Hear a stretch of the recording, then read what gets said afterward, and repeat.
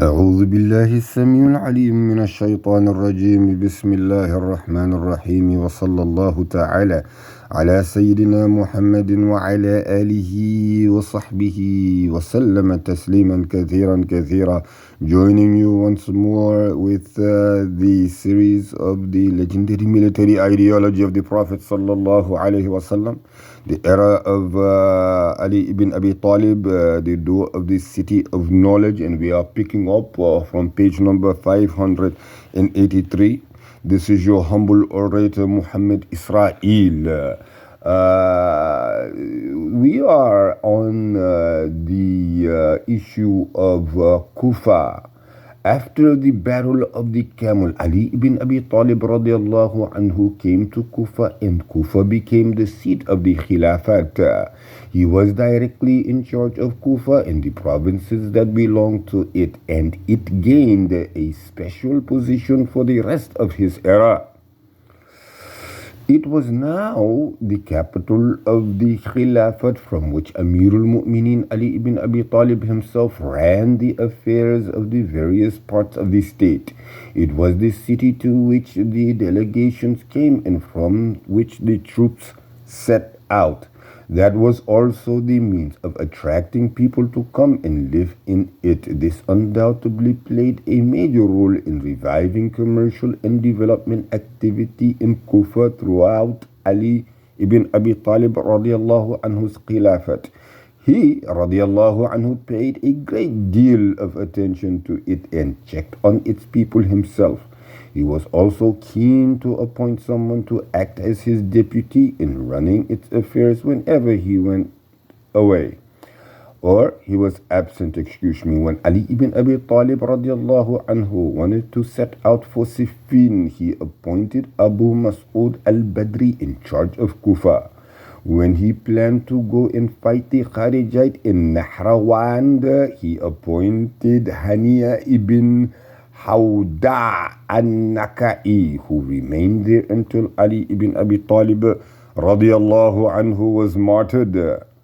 We have seen that Kufa was run by governors until Ali ibn Abi Talib radiallahu anhu took it as the seat of the Khilafat. Then he became in charge of its affairs, and he appointed people to manage its affairs when he was absent. Kufa became a city of particular importance because Amirul Mu'minin Ali ibn Abi Talib radiallahu anhu took residence there himself. Eastern province of Persia. The resources state that Ali ibn Abi Talib radiallahu anhu appointed Sahl ibn Hanif al-Ansari radiallahu anhu as governor of Persia. He remained there until 37 AH, when the people of Persia rebelled and drove him out. Ali ibn Abi Talib contacted Ali ibn Abbas radiallahu anhu. He contacted Ibn Abbas, who was in charge of Basra, and discussed with him the situation in Persia. After consulting a number of people, he agreed that Ibn Abbas would send his helper Ziyad ibn Abi Sufyan to handle the situation and take charge of Persia. Here we see the clear connection between the province of Basra and the region of Persia, and how Ibn Abbas radiallahu anhu felt that he was responsible for that region because he was directly in charge of Basra. Ziyad headed for Persia accompanied by 4,000 troops. He subjugated that land and put an end to the turmoil there, and he managed to put its affairs into order. Ziyad was well known for his great political ability, which helped him to restore stability to that land with a minimum amount of losses. At-Tabarani said when Ziyad came to Persia, he sent for his leaders. He promised reward to those who would support him, and he threatened others, warning them and creating divisions among them, giving intelligence about one group to another. Some of them fled, and some stayed and fought one another. Persia came fully under his control, and he did not encounter any fighting or war. He did something similar in Karman. Then he went to Persia and marched through different cities promising rewards.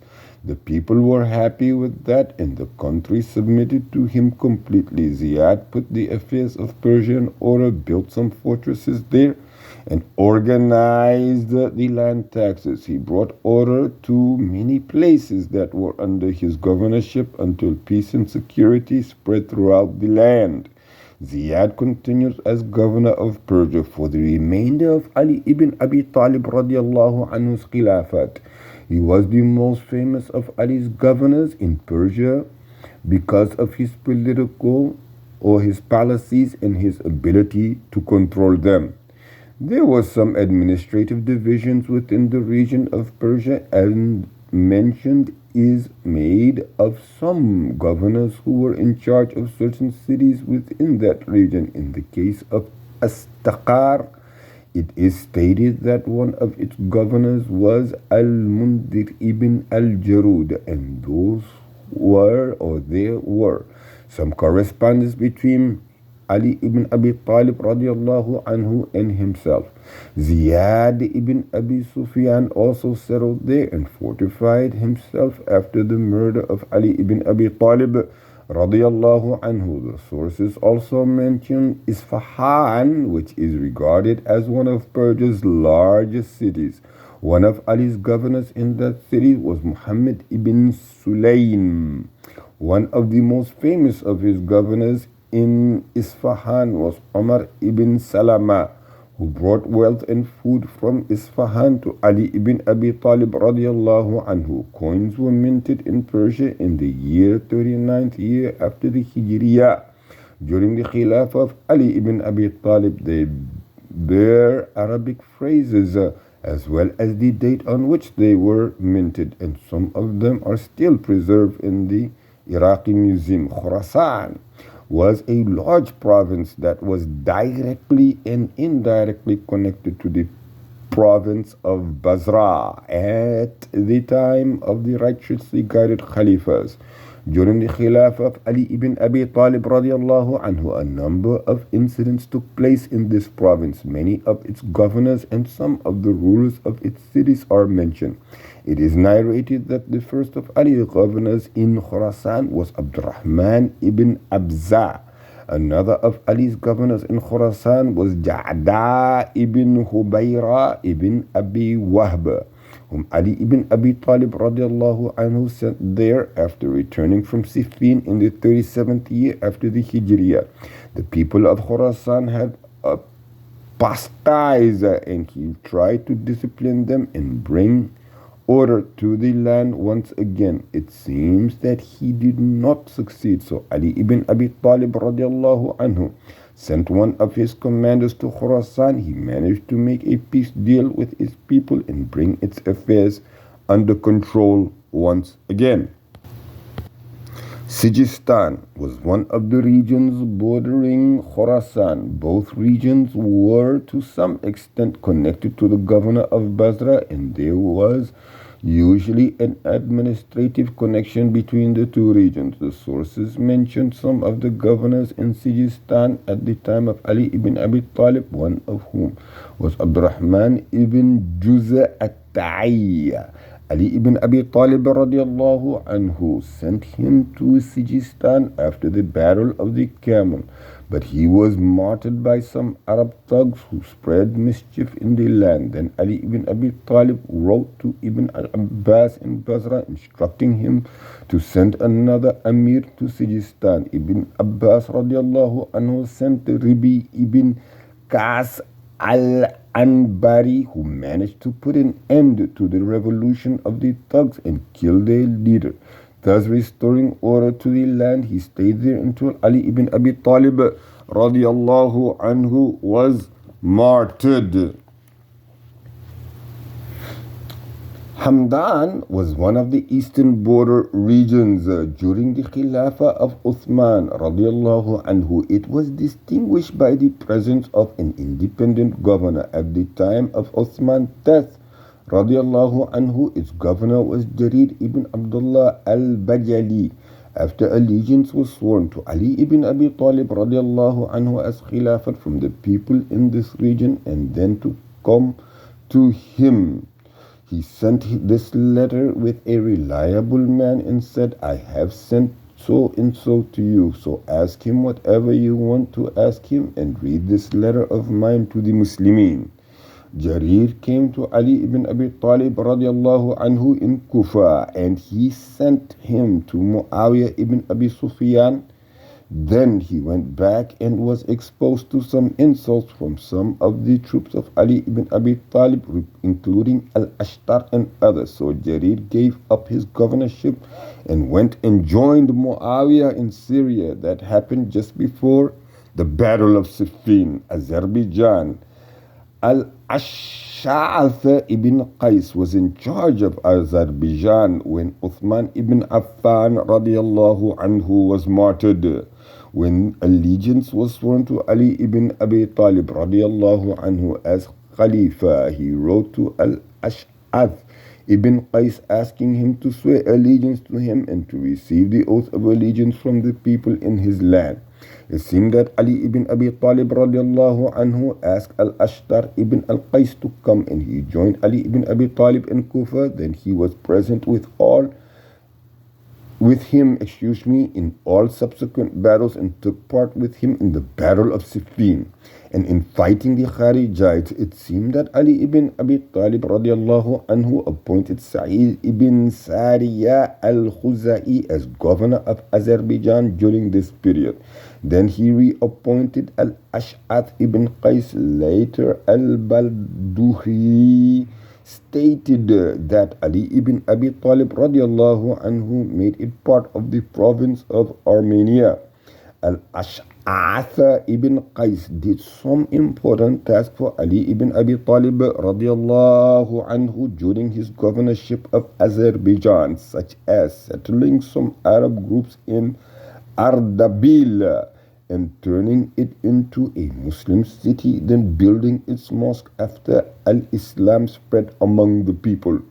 The names of some of Ali's governors radiallahu anhu in other eastern lands are also mentioned. Al-Khirit ibn Rashid was Ali's governor in some parts of Al-Ahwaz before Siffin. When Ali ibn Abi Talib radiallahu anhu returned from Siffin, Al-Khirit began to gather troops and called for a toppling of Ali ibn Abi Talib radiallahu anhu.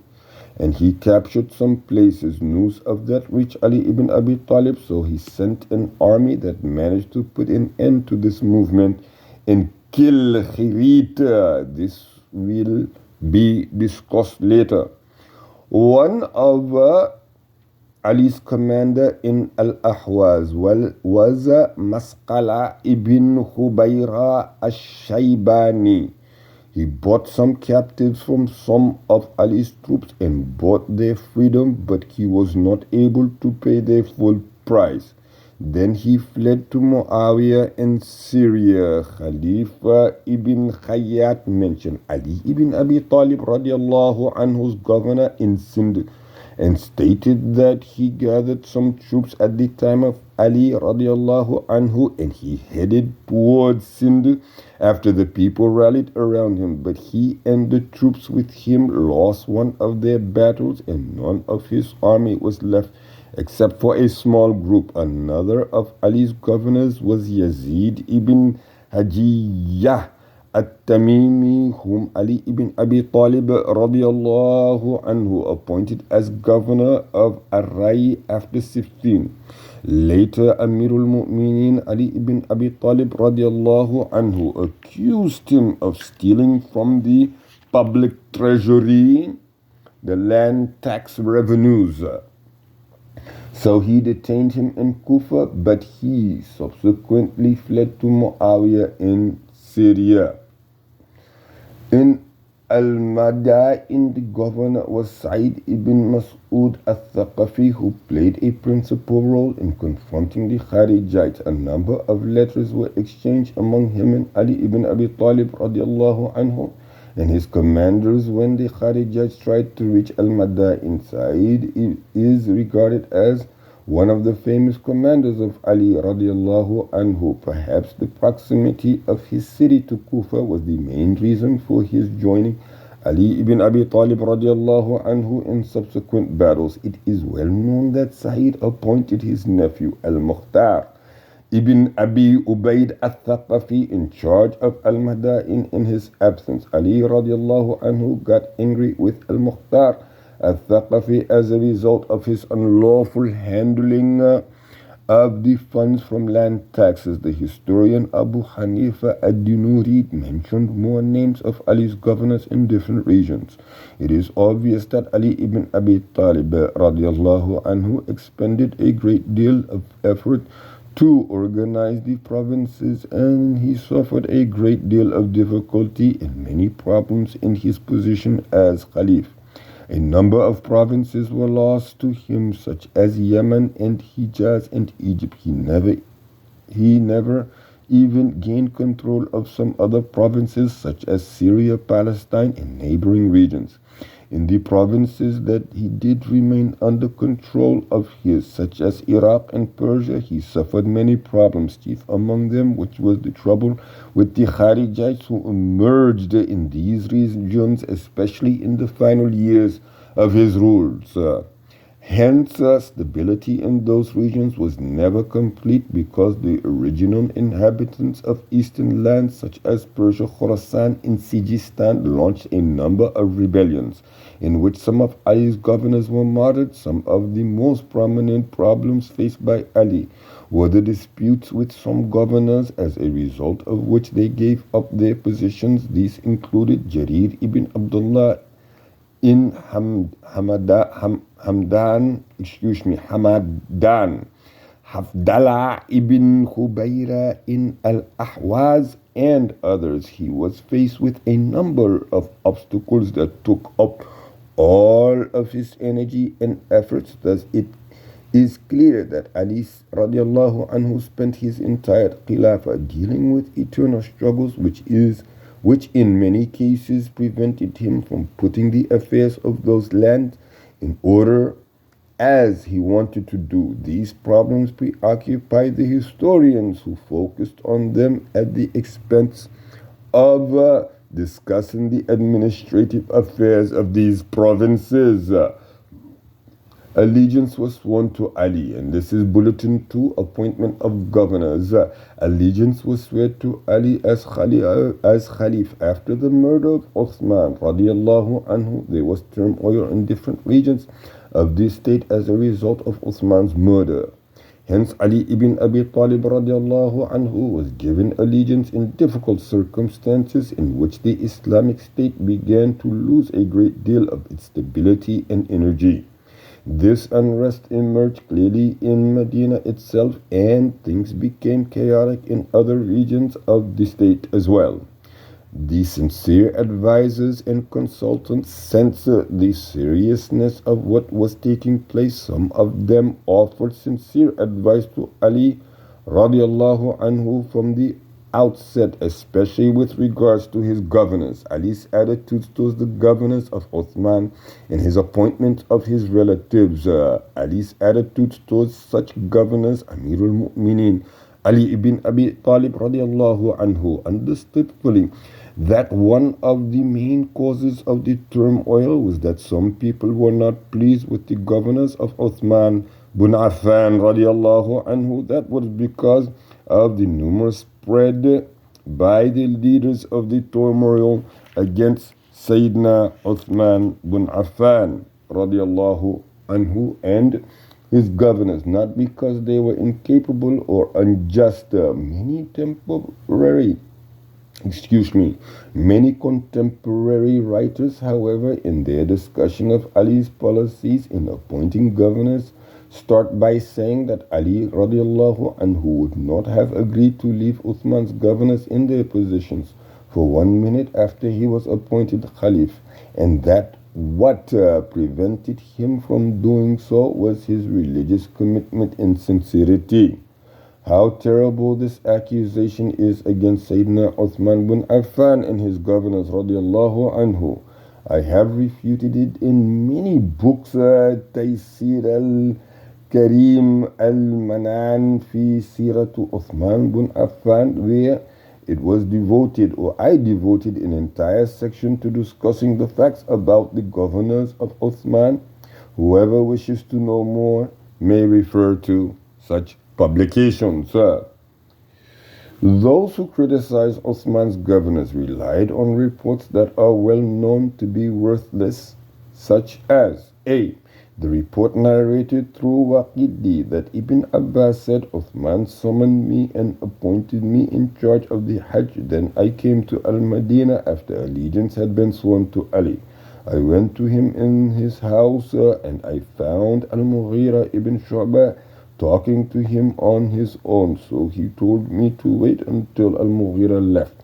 I said, what did he say? He said he told me previously to send for Abdullahi ibn Amir, Mu'awiya, and governors of Uthman to confirm their position so that they would get allegiance for him from the people, because they can calm down the people and maintain order. But I refused at that time and said, by Allah Jalla Jalaluhu, if I had only a brief time to decide about them, I would not have confirmed their positions, and people like them are not to be appointed as governors. Then he departed, and I knew that he thought I was mistaken. Then he came back to me just now and said, the first time I gave you that advice and you disagreed with me. Then I thought about it after that, and now I believe that you should do what you think best. So dismiss them and appoint those whom you trust. Allah Jalla Jalaluhu will suffice you. And they are less powerful than they used to be. Ibn Abbas said, I said to Ali, and I quote, he gave you sincere advice the first time, but this time he was insincere. Ali said, why was he not sincere? Ibn Abbas said, because you know that Mu'awiya and his companions are people of worldly ambitions. If you confirm them in their positions, they would not care who becomes Khalif. But if you dismiss them, he will say that this matter was decided without proper consultation, and he is the one who killed our Khalif, meaning Uthman. And they will incite the people against you. Thus the people of Syria and Iraq will all turn against you. Moreover, I cannot be certain that Talha and Al-Zubayr will not turn against you. Ali ibn Abi Talib radiallahu anhu said, as for what you mentioned about confirming them in their positions, by Allah Jalla Jalaluhu, I have no doubt that they may serve some immediate worldly interest, but on the basis of what I know about the governors of Uthman, by Allah Jalla Jalaluhu, I should never appoint any of them. If they comply, that is good for them. If they refuse, then I have to give them the sword. Inshallah, we will stop this one here at page number 591. سبحانك اللهم وبحمدك وتبارك اسم ربك وتعالى جدك ولا إله غيرك ولا حول ولا قوة إلا بالله العلي العظيم. سبحان ربك رب العزة عما يصفون وسلام على المرسلين الحمد لله رب العالمين.